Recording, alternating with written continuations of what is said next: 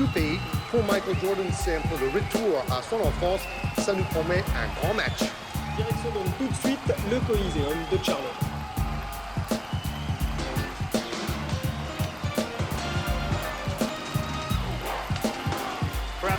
Michael Jordan, bien sûr, est sorti d'une enfance assez modeste dans l'État de Caroline du Nord. Après avoir fait ses études à l'université de ce même État, il fait les beaux jours des Bulls de Chicago avec ses smashes fabuleux et ses actions plus spectaculaires les uns que les autres. En face, Charlotte espère renouveler l'exploit de l'année dernière où l'équipe a gagné d'un petit point.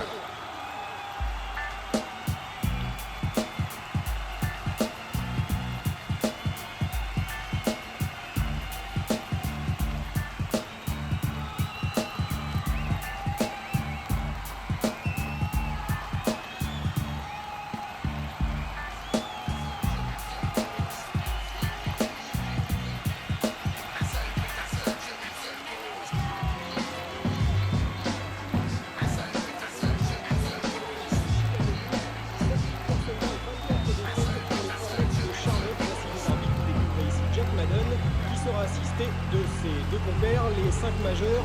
Du côté de Chicago, Jordan, Cartwright, Grant, Paxson et Pippen. Du côté des Hornets de Charlotte, Curry, J.R. Reid, Tripucka, Gilliam et Chapman. C'est pour l'instant Chicago qui a la balle. Chicago, maillot rouge.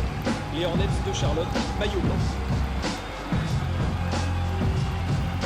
Première action sous les panneaux et premier panier de la partie pour Bill Cartwright. Le numéro 24, ça fait 2-0. Très important d'établir le jeu à l'intérieur de la raquette avec Bill Cartwright, très performant dans les playoffs en fin de saison passée. Les Hornets s'égalisent 2 points partout après ce super panier légèrement en arrière. Et en extension, Michael Jordan va recevoir la balle côté droit, probablement voilà qui est fait. On joue beaucoup avec lui. Vous voyez avec quelle aisance il joue sur Cartwright. Une main, nouvelle tentative de Cartwright. Et puis siffler des arbitres. Duel à suivre, Cartwright face à J.R. Reid. J.R. Reid est un rookie. Lui aussi, il a fait ses études à l'université de Caroline du Nord, comme Michael Jordan. Alors, les clés pour Chicago dans ce match, le travail au rebond pour établir le jeu à l'intérieur, on vous l'a déjà dit, et contrôler la cadence de ce match. Charlotte va sans doute vouloir entamer un rythme d'enfer devant 24 000 spectateurs. Cartwright tourne à plus de 12 points de moyenne cette saison, 46%. Dans ses tirs de champ, 83% au lancer. Et déjà un pressing tout terrain, une sorte de zone presse de Chicago pour ralentir la montée de balle, justement pour contrôler la cadence. Et les Hornets qui mènent le jeu ici avec Del Curry, leur meneur de jeu dans ce début de partie en extension qui marque lui aussi. Et donc début de match assez équilibré. Entre les deux équipes, la balle est sortie. L'équipe de Charlotte a gagné l'année dernière face à Chicago à domicile. Un petit point à la dernière seconde. Coach Dick Parker, 59 ans, c'est l'entraîneur le plus âgé de tout le basketball devant Chuck Daly de Détroit. C'est-à-dire qu'il n'est pas dépaysé parce qu'il compte pas mal d'anciens. Dans son équipe, tentative lointaine à 3 points réussie par Rex Chapman, je vais y arriver, le numéro 3. Le shooter fou. Attention, c'est le bombardier de cette équipe des Hornets de Charlotte. On dit en tout cas de lui que c'est une des futures stars de la NBA, même s'il doit mûrir encore. Bill Cartwright encore à la lutte avec J.R. Reid. Et encore une intervention des arbitres. Deuxième faute de J.R. Reid. J.R. Reid, déjà 2 fautes. C'est un rookie, un débutant, le numéro 34. Les clés pour la victoire pour Charlotte, le travail au rebond défensif, bien choisir les tirs et donner le ballon aux joueurs démarqués. Le problème de cette équipe, c'est souvent de shooter trop rapidement, de ne pas bien sélectionner les tirs. D'ailleurs, c'est un peu le problème de Rex Chapman, le shooter fou. Et ça pose des problèmes à Dick Carter qui la proteste un petit peu auprès des arbitres quant à leur décision qui a été d'accorder ici des lancers francs à Chicago et panier de Kelly Tripucka, le numéro 7. Notre marqueur attitré sur l'effectif de Charlotte. Ailier qui a joué auparavant à Utah et à Détroit. 4 4 points d'avance, excellent début de rencontre des Hornets. Une petite passe ici mal assurée qui fait perdre la balle aux Bulls. Ballon qui revient donc à Del Curry, bien protégé ici pour le jeu, et qui fait face au blanc de l'équipe de Chicago, le meneur de jeu John Paxson. Bonne passe de plus qu'un smash de Armin Gilliam.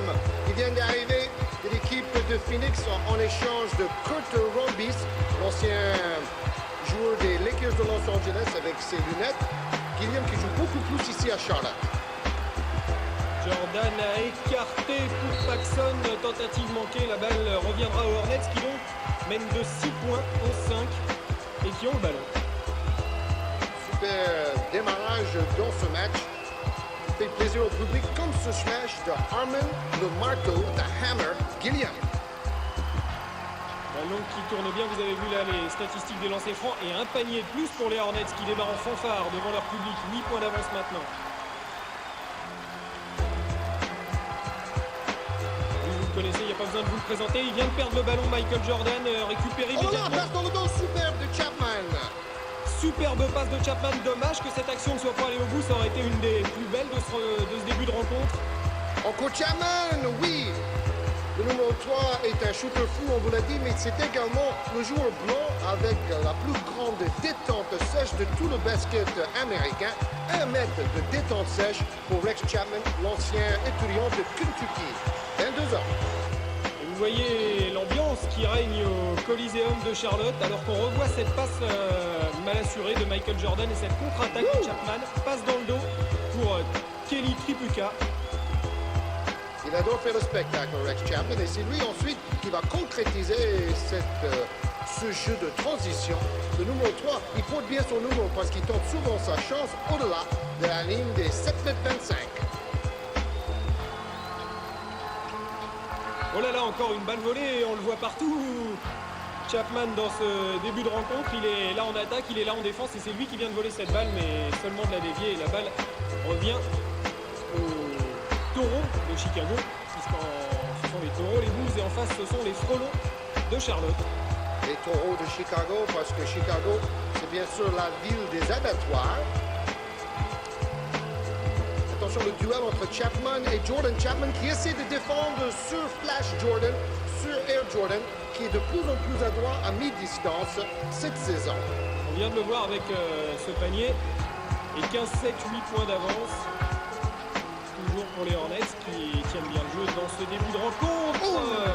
Oh là là, dommage, ça aurait pu aller au bout, ça rebondit un peu partout sur les épaules des joueurs. C'est récupéré par C'est Charlotte. parti, Jordan, boum, le smash. Fabuleux smash de Michael Jordan qui signe d'entrée ce début de rencontre du côté des Chicago Bulls et qui permet à Chicago de revenir à 15-9. Toute sa famille et ses amis sont dans les gradins. Il a envie de briller, Flash Jordan. Encore à mi-distance, Flash Jordan et Il brille. il brille effectivement, ça fait plus que 4 points. Lui tout seul, il vient de ramener Chicago à 15-11. 3 paniers d'affilée pour le jour le plus spectaculaire de la planète.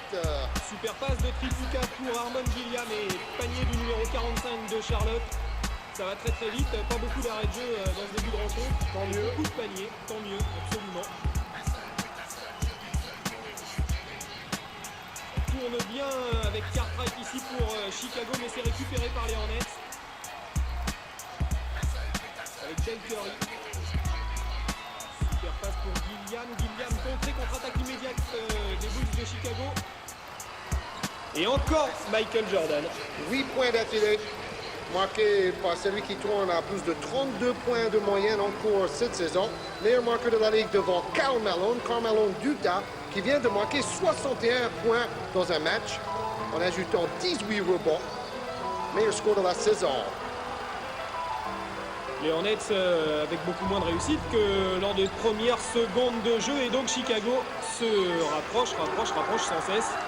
Et comble donc ce retard qui était monté tout à l'heure à un écart impressionnant pour un début de rencontre. 17-15, donc vous le voyez, on en est dans le premier quart-temps. On revoit le smash fabuleux de Michael Jordan et on va retrouver les deux équipes dans le deuxième quart-temps alors que Chicago est passé devant et mène de 6 points, 33-27. Mais on ne va pas se priver du plaisir de revoir encore une fois, par un autre angle, le smash de Jordan. Jordan ne participera pas au concours de smash cette saison dans une semaine lors du All-Star Game. Par contre, il va participer au concours de tir à 3 points face à Larry Bird, 3 fois vainqueur.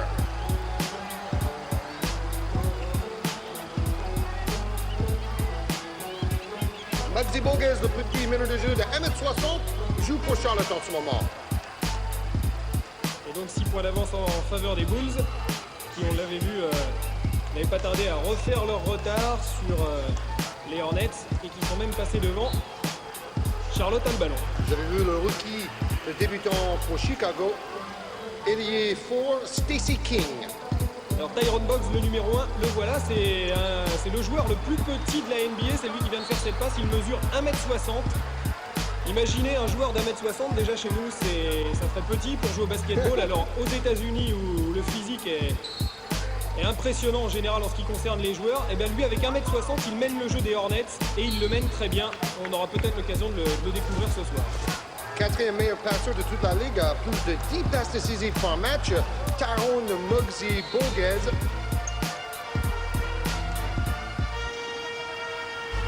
On sonne la chasse dans le public et oui c'est lui, le numéro 1. Tyrone Bogues.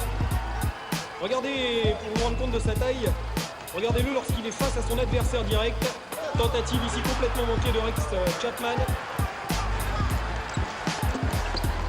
Stacey King. Erreur de débutant, il s'est trouvé trop en profondeur. Et alors là, super passe de Bogues, smash, mais on se demande s'il n'y avait pas un petit marché, mauvais contrôle du ballon. Mais on va pas chipoter.